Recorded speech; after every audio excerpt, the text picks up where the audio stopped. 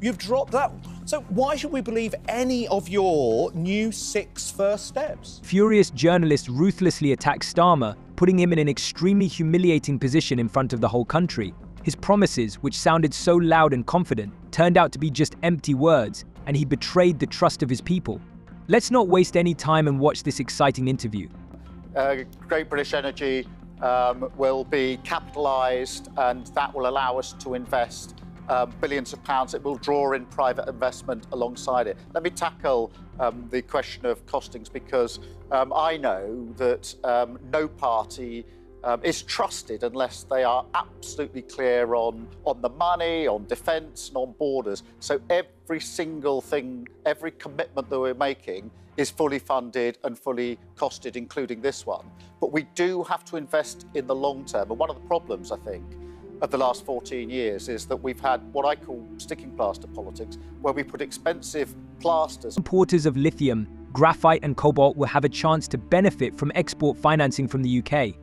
But there is a condition to get this support. They will have to sign long-term contracts with British exporters. In recent years, Western countries have been actively fighting to ensure the supply of these vital minerals, which are now under Chinese control. Both you and the Prime Minister today promising cheaper gas and electricity bills. You're, of course, where you are because you're setting up Great British Energy, which is going to be based in Scotland, as I understand it, publicly owned company to tackle it. So you want to bring down household bills and offer energy security.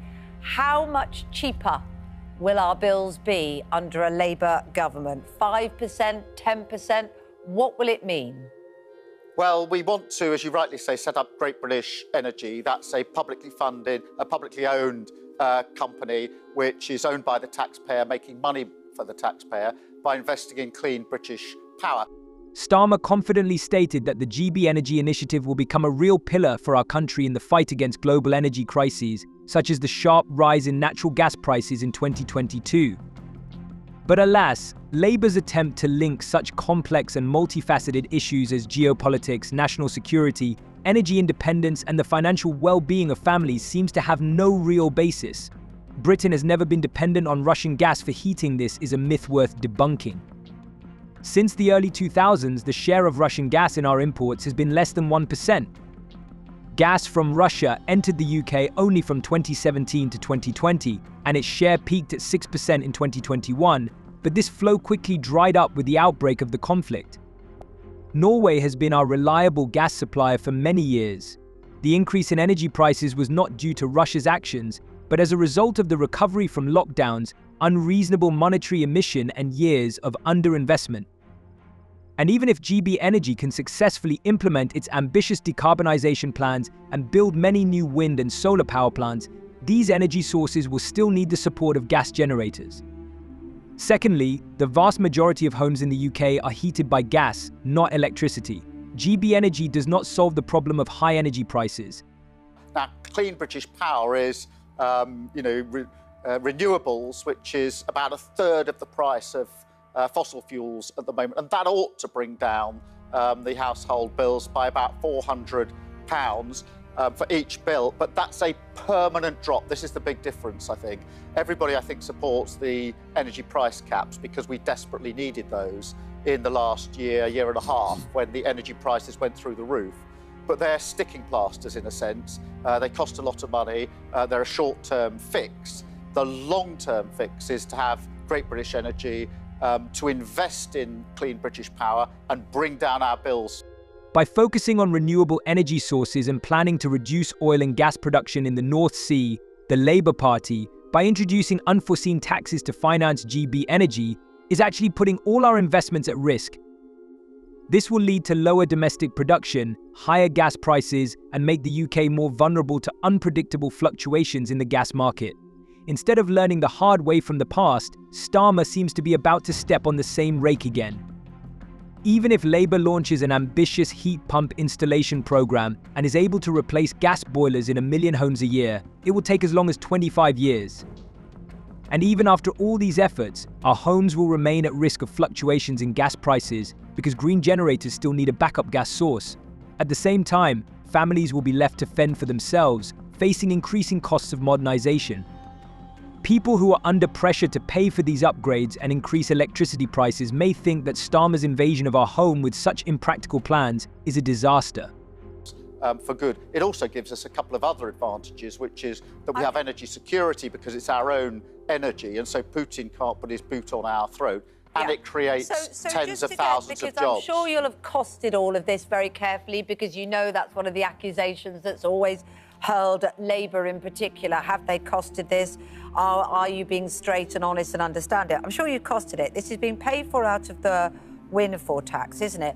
We know that you had a promise about investing 28 billion that you had to change and roll back on. Now I believe about 6 billion. A lot of people, particularly in the papers today, and a lot of Conservative briefings are saying it's going to be way, way more than that before we see any kind of impact. Relations between Russia and the UK have always been strained, but now this tension has become simply unbearable. If Ukraine is given the green light for long-range strikes, it will not just change the course of the conflict, it will turn it into a real war between NATO and Russia, which brings with it terrible consequences.